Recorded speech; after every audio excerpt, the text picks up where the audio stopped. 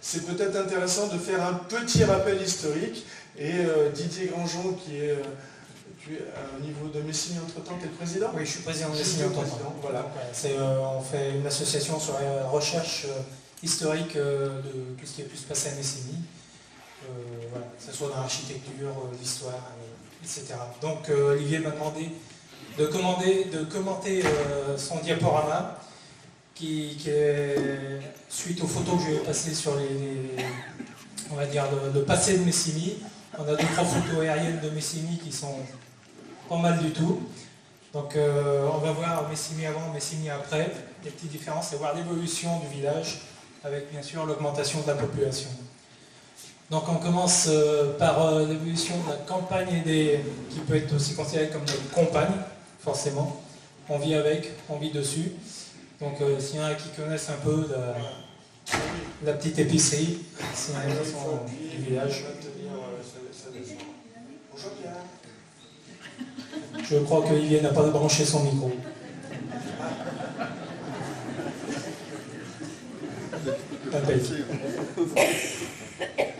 Donc on va commencer par l'évolution de la population, donc une petite photo tranquille. Si vous reconnaissez un petit peu l'église, la mairie, le chalet, pour ceux qui ont connu le chalet, qui maintenant n'existe plus, mais on a la pharmacie à la place. Donc Messigny en 1900. Ce lotissement, oui, commence à sortir de terre, et c'était il y a chez Bruyère ici. Donc on va faire un petit saut jusque aujourd'hui. Donc on retrouve le château de la Feuillade d'abord, chez Bruyère, et voilà tout ce qui a pu se construire autour. Donc effectivement, plus de bouches à nourrir. Donc pour ce qui est de l'agriculture, au départ c'était un certain matériel. Pour info, cette photo a été prise à la taverne. Vous voyez la gare ici, et puis les entrepôts de la gare. Donc il y a une petite transformation du matériel, mais légère. Voilà. Enfin, un peu plus de mètres carrés à la seconde. Donc avant, comme le dit si bien Olivier, on pouvait faire la sieste sur le foin, sans billet on va pas dire la bouteille, mais biberon. Ça peut aider. Maintenant c'est un peu plus compliqué pour faire la même chose. On industrialise un peu plus l'agriculture. Donc avant, il y avait les fameuses fêtes de la batteuse, qui demandaient quand même pas mal de main-d'œuvre, beaucoup d'aide et beaucoup d'entraide. Toute la famille participait. Là, ils sont avec les fléaux, ils vont battre le blé. Les voisins, en fait, c'était vraiment Alors, c'était pas une fête, hein, parce que c'était quand même du boulot. Il y avait une sorte vraiment une grosse convivialité. Là, c'est la machine à vapeur qui faisait tourner la batteuse.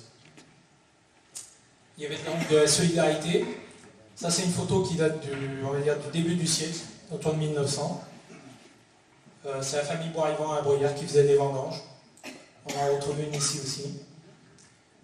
Donc convivialité, forcément, il y avait ce qu'il fallait, à boire et à manger. Maintenant, il ne faut plus que 2 personnes pour faire beaucoup de travaux d'agriculture. Tout ça pour quel résultat? On va en débattre un peu. Ça n'a pas été pris, mais c'est bien. Donc nourrir la population, forcément, il a fallu augmenter les rendements, il a fallu faire de remembrement, améliorer les transports et ensuite distribuer dans les villes. Le problème, c'est qu'il faut éviter d'empoisonner, que ce soit les fruits et les légumes ou le terrain même, parce qu'il y a des sacrées conséquences. Quand on voit les pesticides qui sont un petit peu, voire même beaucoup utilisés, je crois que cette année, la vente de pesticides a remonté à la hausse. Lui, il n'a pas d'écueil de Brandon, donc c'est pas d'ici. Les vignes, qui aussi consomment énormément de pesticides. Donc voilà, la seule question qui se pose, c'est croissance démographique, écologie, santé, environnement. Est-ce que tout cela est compatible? C'est le débat qui va se passer aujourd'hui. Donc c'est pour ça que je vais vous passer